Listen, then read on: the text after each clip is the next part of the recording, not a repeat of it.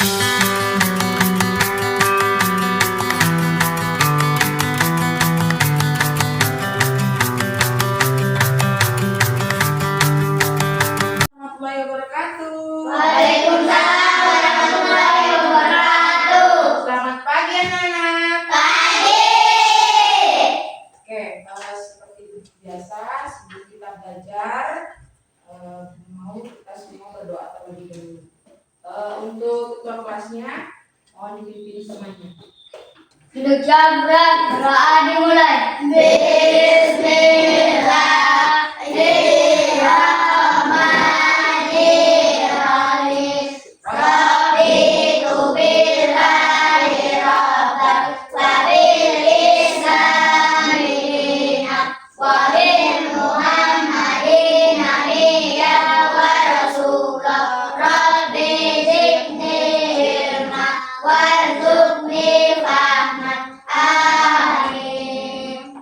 Berdiri, beri salam kepada ibu guru. Assalamualaikum warahmatullahi wabarakatuh. Waalaikumsalam warahmatullahi wabarakatuh. Oke, boleh duduk. Adakah teman yang tidak masuk pagi hari ini? Ada, masuk semua ya? Masuk semua ya. Oke, ibu mau bertanya, apa kabarnya pagi hari ini? Baik. Oke, sudah siap untuk belajar coding dan kecerdasan artifisial? Sudah. Jadi pada pertemuan ini kita akan mempelajari coding dan kecerdasan artifisial. Tapi sebelum itu Bu Guru mau bertanya lagi, bagaimana perasaannya pagi hari ini? Bahagia atau sedih atau ada yang sudah marah-marah pada hari ini? Bahagia. Bahagia, semuanya bahagia. Oke. Seperti biasa, sebelum kita belajar untuk meningkatkan rasa cinta kita kepada negara kita bersama-sama menyanyikan lagu Indonesia Raya.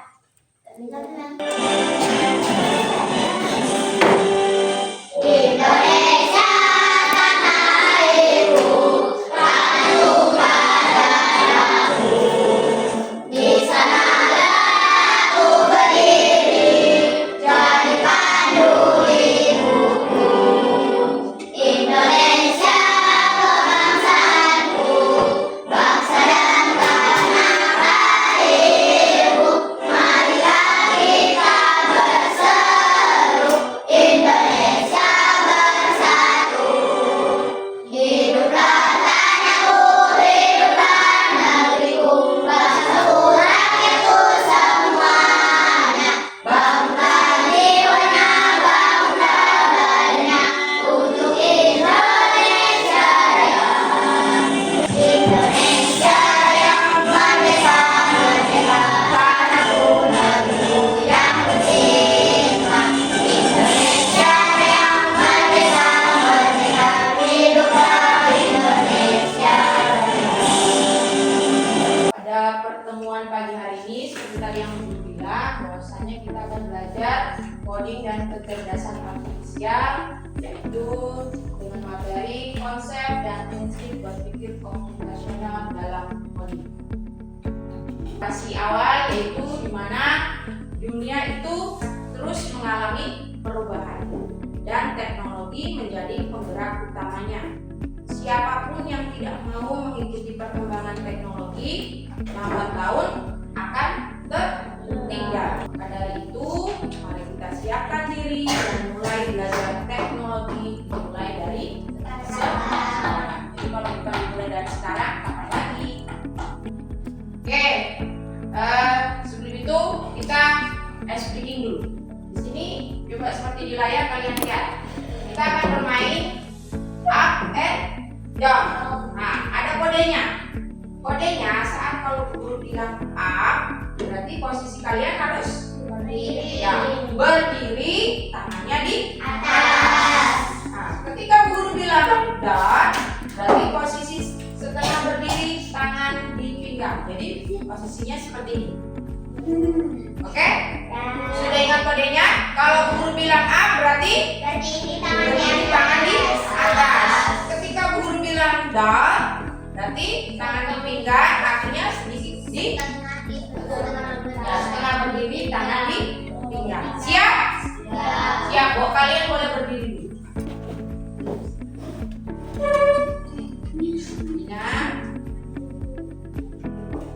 Nah, kita coba mulai. Kursinya boleh agak direndahkan. Baik, kita mulai yang pertama. Kalau berdiri, tangannya di atas, dan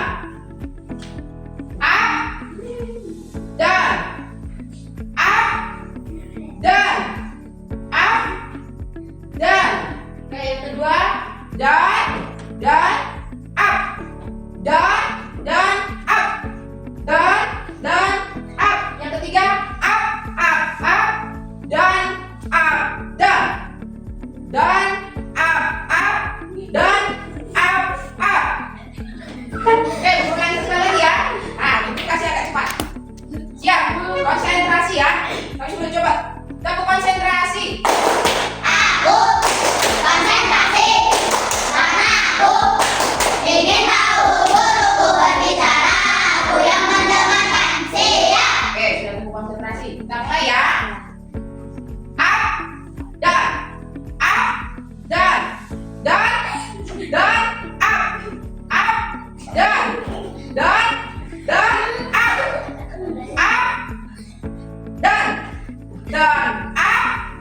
up, dan. Oke, ya. Kalau kalian sadar, permainan tadi itu membentuk sebuah pola atau kode. Yang A berarti tadi posisinya bagaimana tadi? Berdiri tangan di Ya, atas. berdiri, tangan di atas. Ketika guru bilang dan, Setengah berdiri tangan di atas. nah, sama halnya dengan yang akan kita pelajari hari ini. Kita akan belajar pengetahuan paling mendasar dari ilmu coding, yaitu berpikir komputasional. Tapi sebelum itu, minggu kemarin kita sudah belajar mengenal coding dan kecerdasan artifisial. Masih ingat tidak? Apa itu coding? Ayo, siapa yang masih ingat? Adalah memboleh pelajaran memberikan solusi yang memberikan nilai supaya pembahasan atau dalam sesuai untuk membantu sesuai dengan mereka. Ya, coding itu sebuah perintah. Tapi yang terstruktur sesuai dengan apa yang kita mau, yang kita perintahkan. Terus, kecerdasan artifisial itu apa? Atau AI. Nah, Buatan adalah sistem yang memungkinkan mesin atau komputer untuk berpikir, belajar, dan melakukan tugas seperti manusia. ya, sistem yang Memungkinkan mesin atau komputer atau ya, yang memungkinkan kita yang membantu. AI itu mesin buatan, ya, buatan manusia. Tapi dia bisa membantu pekerjaan kita. Apa yang kita mau bisa dia bantu. Tapi berdasarkan data yang kita berikan. Oke, baik. Nah, tujuan pembelajaran pada pagi hari ini itu ada dua. Satu, menjelaskan prinsip dasar berpikir komputasional dengan contoh nyata. Yang kedua, mengidentifikasi langkah-langkah pemecahan masalah dengan cara menggunakan konsep berpikir komputasional. Jadi ada dua tujuan pembelajaran pagi hari ini yang kita akan pelajari. Diharapkan kalian menyimak penjelasannya dari dulu. Oke, kegiatan pagi hari ini itu satu, kita akan belajar konsep berpikir komputasional dan contoh-contohnya. Sebentar itu. Yang kedua ada diskusi kelompok. Terus yang ketiga itu ada presentasi. Jadi sebentar kalian harus diskusi. Masing-masing kelompok akan maju mempresentasikan hasil kerjanya. Dan yang terakhir adalah evaluasi. Baik, kita masuk di sini. Ada pertanyaan formatif. Kalian pernah lihat gambar-gambar ini? Tahu dong apa itu aplikasi? Aplikasi apa saja ini? Kalau ini apa?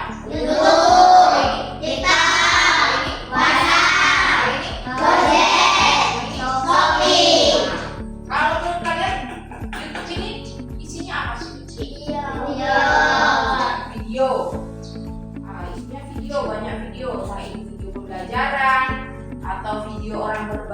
ilmunya tentang hal-hal yang lain. Terus kalau TikTok, ya video juga. Tapi kalau TikTok sekarang ada digunakan untuk TikTok apa? Sebagai toko online. Kalau ini WhatsApp, apa biasanya digunakan? Kita berkomunikasi, bisa pakai telepon, bisa juga kita ketik teks untuk mengirim pesan. Kalau ini Gojek apa biasanya? Nah, aplikasi online itu tentang kendaraan. Kalau bahasa dulunya itu namanya tukang ojek. Tapi kalau dipanggil ada orangnya. Kalau sekarang tinggal dari rumah, kita bisa manggil ojeknya dengan aplikasi Gojek. Kalau Shopee, belanja. toko online berbelanja. Bisa kamu dari rumah berbaring-baring, tinggal klik ini. Nah, nanti seminggu kemudian dananya ada. Apakah ini semua bisa dikatakan berkaitan dengan coding dan KA? Ya, dia berkaitan. Aplikasi-aplikasi ini biasanya dibuat juga dengan coding. Nah, sekarang coba perhatikan teman video. Pengenalan computational thinking. Hai teman kece, coba tebak apa artinya computational thinking atau berpikir komputasional? Adakah yang mempelajari dan melihat kata komputasional di sini? Jadi mungkin ada hubungannya dengan komputer ya? Iya, betul sekali. Cukup buat kamu yang sudah menebak dengan benar. Berpikir komputasional adalah proses berpikir untuk menyelesaikan masalah dengan efektif dan efisien. Dalam ilmu komputer, proses berpikir ini dilakukan sebelum mulai menulis coding atau pemrograman. Jika sudah direncanakan dengan baik, maka coding yang ditulis akan sesuai dengan kebutuhan dan dapat diselesaikan dengan cepat dan tepat.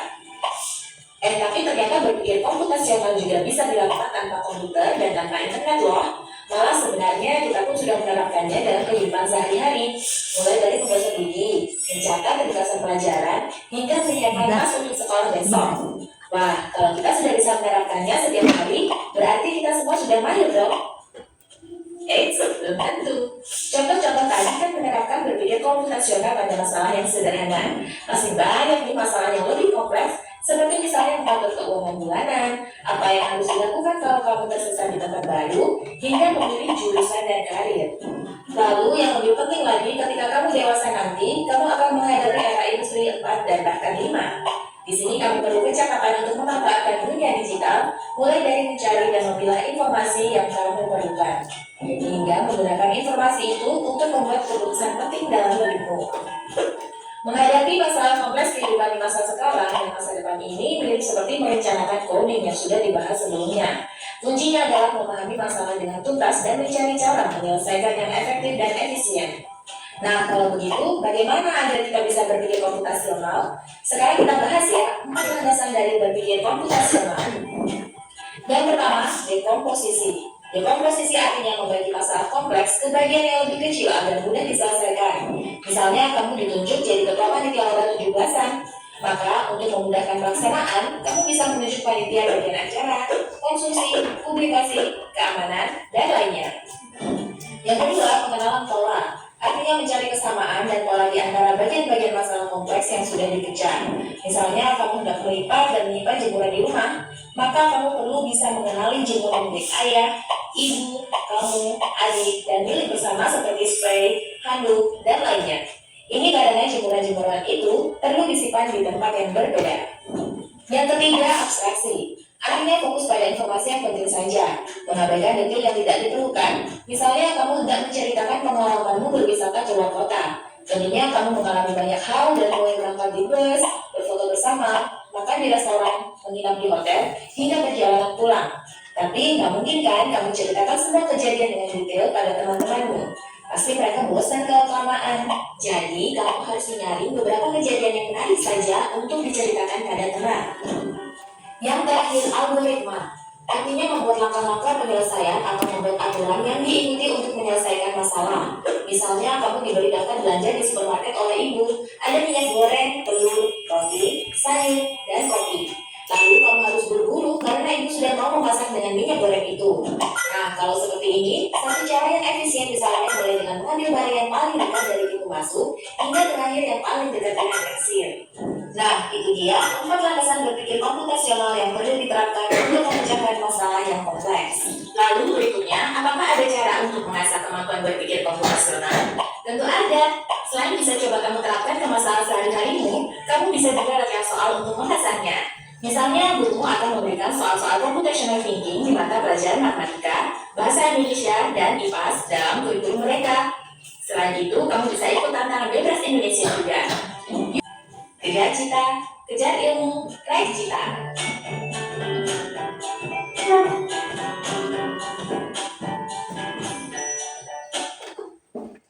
Oke, itu tadi video tentang berpikir komputer. Sekarang kita masuk di materi. Apa itu berpikir komputasional? Apa yang bisa baca? Cara berpikir yang digunakan untuk memecahkan masalah secara logis, teratur, dan efisien, seperti yang dilakukan oleh komputer. Bisa dibilang ini adalah cara otak kita bekerja seperti komputer agar kita bisa menyelesaikan masalah dengan lebih mudah dan cepat. Oke, ya berpikir komputasional itu cara berpikir yang digunakan untuk memecahkan masalah. Ya, tentunya secara logis, terus teratur dan efisien. Seperti yang dilakukan oleh komputer. Kan ada bahasa komputer gitu, komputer. Nah, cara berpikir kita itu seperti komputer. Apanya yang seperti? Yaitu ya kita harus secara logis berpikirnya, terus teratur dan efisien. Nah, bisa dibilang ini adalah cara otak kita yang bekerja seperti komputer, seperti tadi Ibu bilang. Cara kerjanya kita seperti komputer agar kita bisa menyelesaikan masalah dengan lebih mudah dan cepat. Nah, lalu apa sih pentingnya kita belajar berpikir komputasional? Ya, satu, kita bisa menyelesaikan masalah dengan lebih mudah. Yang kedua, Membantu membuat keputusan yang lebih baik. oke, membantu membuat keputusan yang lebih baik. Yang ketiga, Mengajarkan cara berpikir kreatif dan terus. ya, mengerjakan cara berpikir kreatif dan terstruktur. Jadi cara kerjanya itu tidak sembarangan. Nah, misalnya kalau bangun pagi mau pergi sekolah, harusnya apa dulu? Ya, cepat-cepat mandi. Tidak dengan duduk habis itu main HP. Itu berarti tidak terstruktur. Tujuannya kita pergi sekolah berarti harus cepat satu mandi. Terus setelah itu apa? Ya, memakai baju pakaian. Terus ya tidak lupa sarapan. Terus memakai sepatu, ambil tasnya. Selanjutnya berpamitan dengan orang tua. Atau kalau yang mengantar nanti pamitnya di sekolah, baru menuju ke sekolah. Jadi jangan dibolak-balik. Terus yang selanjutnya membantu menghemat waktu dan lebih efisien. Ya, kalau secara tersebut apa yang kita lakukan itu menghemat waktu. Makin kita cepat teratur, waktunya akan lebih cepat selesai. Yang terakhir, membantu beradaptasi dengan teknologi. Selanjutnya, ada 4 prinsip berpikir komputasional. Seperti tadi yang dijelaskan di video, ada komposisi, ada abstrak, ada kenalan pola, dan algoritmik. Nah, yang pertama kita bahas yaitu dekomposisi. Coba Sila bisa bacakan dulu. Dekomposisi yaitu memecahkan masalah besar menjadi bagian kecil. Hanya membagi tugas dalam membersihkan kelas, lantai, membuang sampah, membersihkan kaca jendela. Oke, dekomposisi itu memecahkan masalah yang besar menjadi bagian-bagian yang kecil. Nah, di sini sudah ada contohnya. Pembagian tugas piket. Nah, bagaimana kita membagi tugas ini ke kelas kita supaya cepat selesai bersihnya, cepat selesai? Harus dibagi. Misalnya dalam satu kelas ini kan piketnya 1 hari 4 orang. Bagi 4 orang. Satu ada yang menyapu, terus satunya ada yang menyapu ngepel lantai, satunya ada yang membuang sampah, terus satunya lagi ada yang membersihkan kaca jendela. Jadi kalau sudah dibagi-bagi ini, apakah pekerjaan ini semakin berat? Tidak. Apakah pekerjaan ini akan lama selesainya? Tidak. Pasti akan cepat selesai. Lain ceritanya, kalau 4 orang ini satu kali menyapu di sini, dari luar yang mau sampah siapa? Nah, jadi pekerjaannya semakin lama kalau seperti itu. Tapi kalau sudah dibagi-bagi tugasnya, maka pekerjaannya akan semakin cepat selesai. Yang kedua, coba bacakan. Pengenalan pola, mengenali pola atau pengulangan. Contoh pola gambar yang berulang. Contoh menyiapkan buku untuk sekolah mengikuti jadwal pelajaran yang sudah ada. Oke, yang selanjutnya yaitu pengulangan pola. Ya, yaitu mengenali pola atau pengulangan. Contoh yang pertama di sini ada gambar buah. Nah, buah pertama buah apel. Yang kedua otomatis yang ketiga lagi apel. Yang keempat jeruk. Yang kelima jeruk. Jadi ini contoh pengulangan pola. Yang ke-1 sudah nyatat apel, yang kedua jeruk. Maka nanti kalau misalnya di sini berarti pola selanjutnya adalah apel. Terus contoh yang lain yaitu menyiapkan buku untuk sekolah mengikuti jadwal pelajaran yang sudah ada. Nah, kalau sudah punya jadwal, diikuti jadwalnya yang sudah ada. Tidak mungkin hari ini misalnya belajar matematika yang kamu bawa bahasa Indonesia. Sesuai tidak dengan polanya? Oke. Yang selanjutnya, coba Amer bacakan dulu. Ketika kalian menulis tugas, kalian hanya fokus menulis tugas. Tidak perlu memikirkan bagaimana proses membuat saat membuat buat kita tidak perlu memikirkan dari mana buah itu berasal. Apakah buah hasil panen sendiri atau kalori dari tengkulak. Kita cukup fokus pada menyiapkan buah dan langkah pembuatan jus. Oke, yang selanjutnya yang ketiga itu adalah abstrak, yaitu fokus pada hal-hal yang penting saja. Contohnya di situ, ketika kalian menulis tugas, kalian hanya fokus menulis untuk menyelesaikan tugas menulisnya itu. Tidak perlu kamu pikirkan itu pensil siapa yang buat ya, itu pensil dari mana ya. Tidak perlu, tapi kamu hanya fokus dengan tujuanmu menyelesaikan tugas. Atau misalnya lagi membuat jus. Ya, kita tidak perlu berpikir dulu itu buah itu dari pohon mana ya, belinya di mana tadi mamaku. Nah, tapi kalian harus fokus bahwasanya tujuannya kamu ingin minum jus, maka kamu fokusnya membuat jus. Tidak perlu memikirkan hal-hal kecil yang lain. Terus yang selanjutnya, coba Sabri. Algoritmik membuat langkah-langkah penyelesaian masalah. Contoh langkah-langkah membuat jus. 1. Siapkan buah. 2. Kupas buah. 3. Potong-potong buah. 4. Masukkan ke blender. 5. Campur sedikit air. 6. Tekan tombol power pada blender. 7. Tunggu sebentar, tuang jus ke dalam gelas. 8. Jus siap dihidangkan. Oke, jadi kalau algoritmik itu membuat langkah-langkah penyelesaian masalah. Nah, contohnya kalau misalnya kita mau buat jus, yang pertama yang harus kita lakukan adalah siapkan dulu buahnya. Kita mau buat jus. Nah, setelah itu kupas buahnya. jangan sama kulitnya dikasih masuk, harus dikupas. Habis itu karena misalnya buahnya besar, berarti harus diapakan? Dipotong-potong dulu, baru dimasukkan ke dalam blender. Nah, boleh dicampurkan sedikit air, misalnya mau ditambahkan susu, ditambahkan es batu, boleh dimasukkan.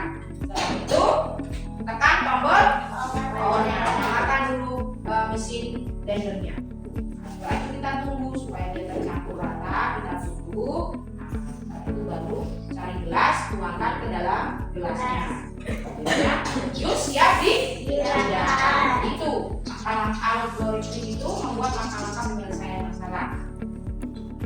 Nah, sekarang kita mau masuk di lembar kerja siswa. Menurut kalian, bagaimana cara yang kamu lakukan untuk membuat mie goreng yang lancar? Bagaimana kira-kira? Nah, apa hal pertama yang akan kalian lakukan untuk memecahkan masalah ini? Apakah ada bagian-bagian kecil yang bisa kita fokuskan terlebih dahulu? Jadi sekarang kita masuk di kelompok. Jadi berbagi ya. Jadi di sini kelompok 1, di sini kelompok 2. Kita menyelesaikan masalah dulu tentang bagaimana ini. Berbagi itu lembar kerjanya.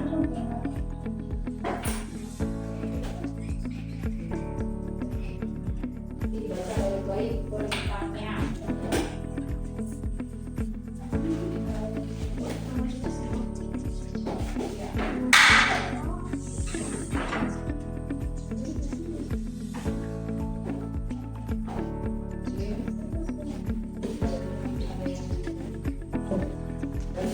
Diskusikan masing-masing.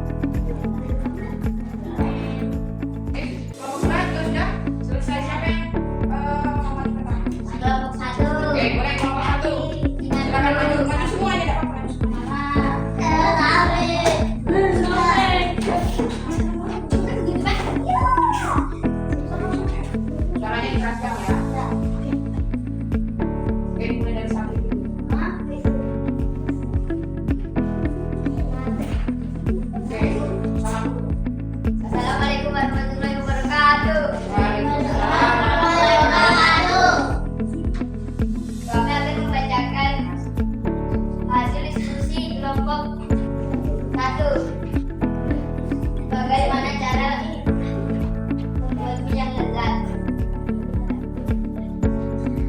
1. Membeli mie. 2. Pulang ke rumah. 3. Ambil panci dan mengambil air. 4. Lalu rebus hingga matang. Masukkan bumbu. Masukkan sayuran. 7. Tambahkan kecap. 8. Aduk hingga merata. 9. Sajikan di piring. 10. Tambahkan telur sebagai topping. Oke, ini yang untuk yang gambar yang pertama. Yang lain perhatikan hasil diskusi yang mana kira-kira jawabannya sesuai atau tidak diskusi. Oke, yang kedua mulai dari Amel dulu. Ya, yang kedua ini kan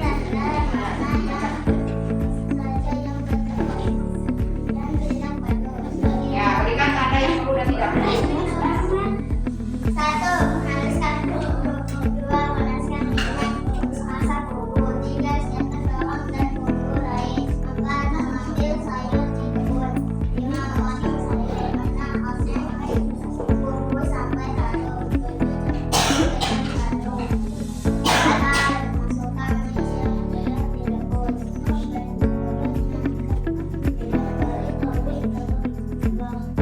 Oke, bukan untuk kelompok 1. Oke, kelompok 1 dulu, nanti kelompok 2 dulu, baru kita diskusikan jawaban. Oke, kelompok 2 ayo. Urutannya kayak tadi ya.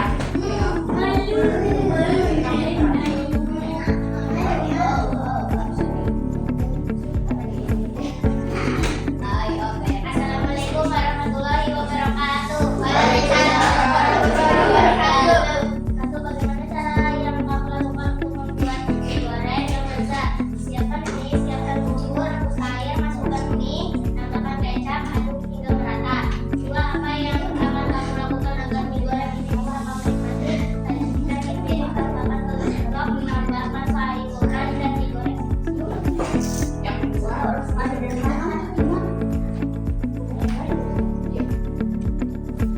Beri tanda mana saja yang perlu dan tidak perlu. Kita perhatikan saat membuat goreng. Saya bumbu sampai harum. Kemudian kecap aduk hingga rata. Telur harus dari kulkas. Masukkan mie yang sudah direbus sebelumnya. Beri topping telur ceplok. Jangan di piring. Mie dari pabrik. Haluskan bumbu. Panaskan minyak. Masak bumbu. Urut pasang digoreng dan 1. Siapkan bumbu. 2. Tumis bumbu. 3. Masak minyak. 4. Masukkan sayur. 5. Tambahkan kecap. 6. Aduk. Beri bawang hingga warna merata. 7. Siapkan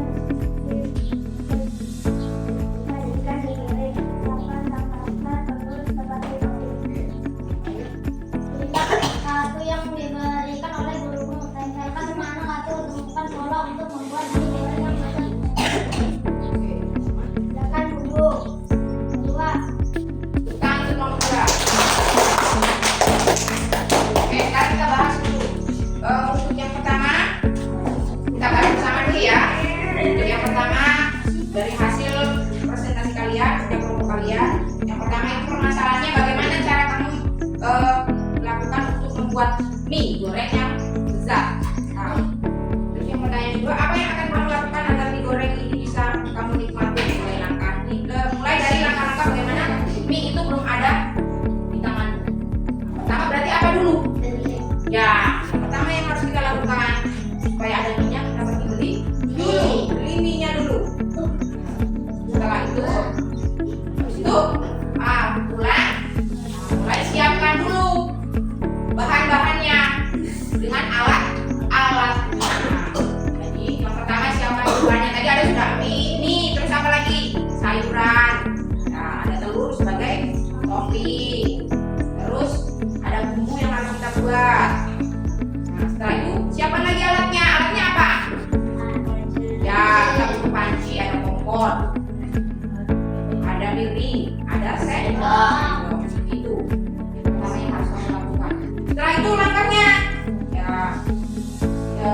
direbus sebelumnya.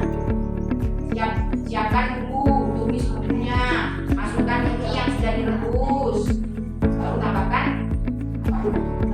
sayur, kecap, aduk rata.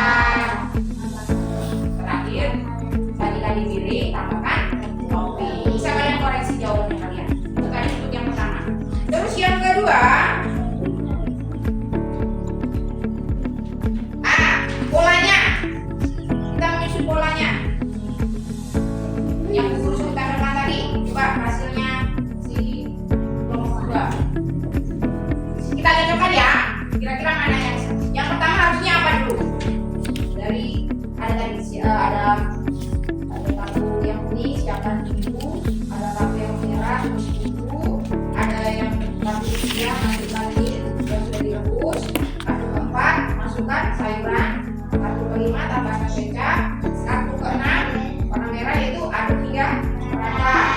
Yang ke-7, sajikan di piring. Yang terakhir, tambahkan telur ceplok. Nah, urutan pola yang sesuai itu seperti ini. Habis kuning, merah. Siapkan bumbu. Ya, yang pertama harus kita lakukan adalah siapkan dulu bumbunya. Habis itu ditumis bumbunya, polanya warna merah. Selanjutnya masukkan ini, polanya warna kuning. Jadi ini diurutkan. Tadi kelompok satu bagaimana? Berurut gak itu? Masih ada kurang yang tepat. Oke, jadi kurang lebih untuk yang pola jawaban kelompok 2 sudah benar. Oke, yang ketiga, hal-hal yang penting dan tidak penting. Kayak mie dari pabrik itu penting tak? Tidak berkaitan dengan mie goreng. Buat mie goreng. Terus kalau menghaluskan bumbu, ya menghaluskan bumbu. Terus oseng bumbu sampai harum, ya berkaitan. Terus campurkan kecap, aduk hingga rata, ya. Telur harus dari kulkas, tidak perlu kita. Yang penting siapkan dulu bahannya. Terus panaskan minyak, masukkan bumbu. Ya, siapkan bawang dan bumbu lain. Ya. Masukkan yang sudah direbus sebelumnya. Ya. Kecap harus merek B. Tidak. Yang penting di situ ada kecap. Tidak perlu kamu pikirkan kecap harus merek B, merek A, merek C, tidak perlu. Terus beri topping telur ceplok. Ya. Terus memotong sayur. Ya, sayur potong dulu. Kalau tidak potong masuk sayur besar masukkan. Terus hidangkan di piring. Ya. Masa tuangkan ke gelas. Nah, berarti tidak itu tuangkan gelas.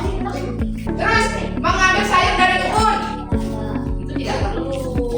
Kan kita sudah menyiapkan sayur. Jadi itu. Jadi hal-hal yang kecil yang tidak perlu itu tidak perlu kita tuangkan dalam membuat mie goreng. Nah, kita SPP dulu sebentar. Berdiri dulu sebentar.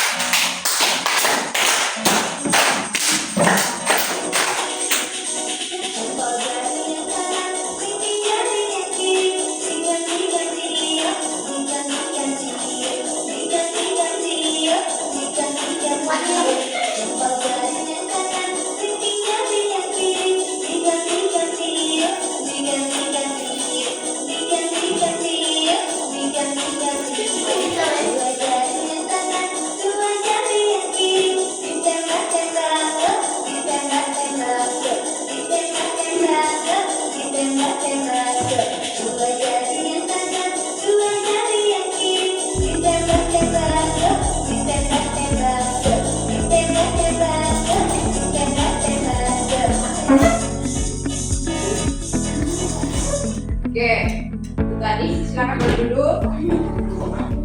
Kita rangkai dulu tanda-tandanya. Sekarang kita masuk di kesimpulan bahwasanya apa yang telah kita lakukan tadi adalah praktik dari berpikir komputasional.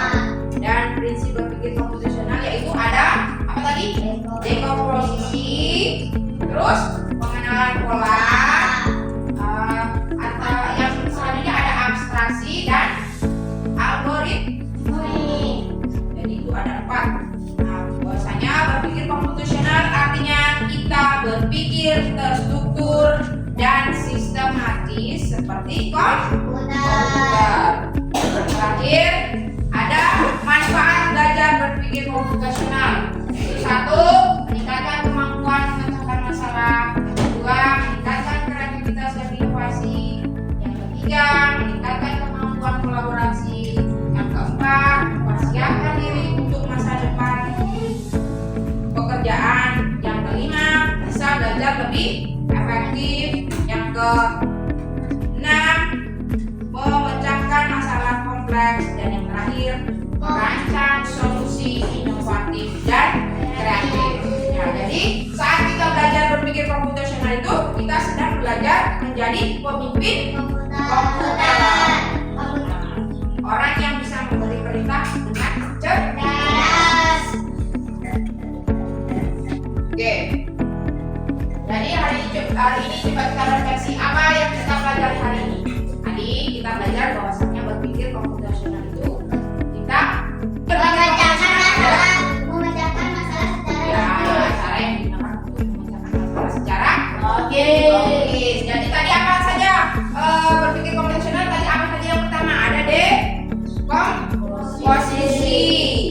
Posisi memecahkan masalah besar dari bagian ya.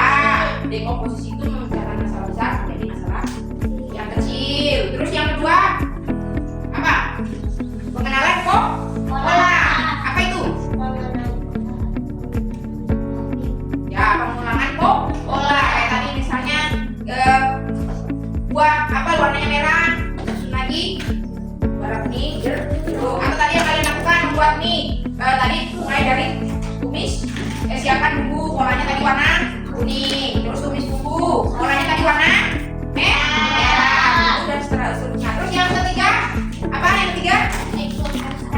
Abstraksi. Apa itu? menyampaikan hal yang tidak penting pada fokus utama.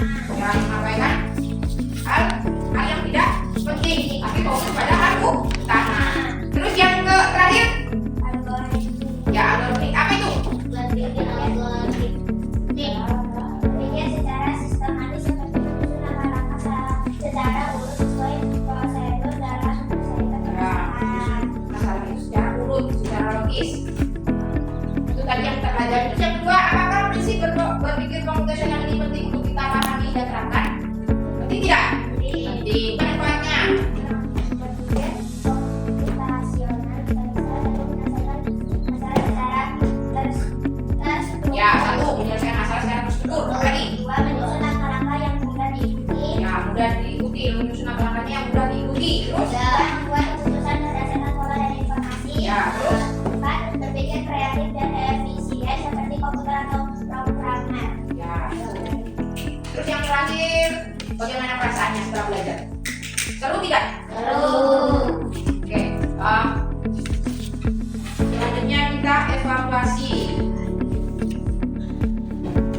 Ini ada soalnya, silakan dijawab. Guru kasih waktu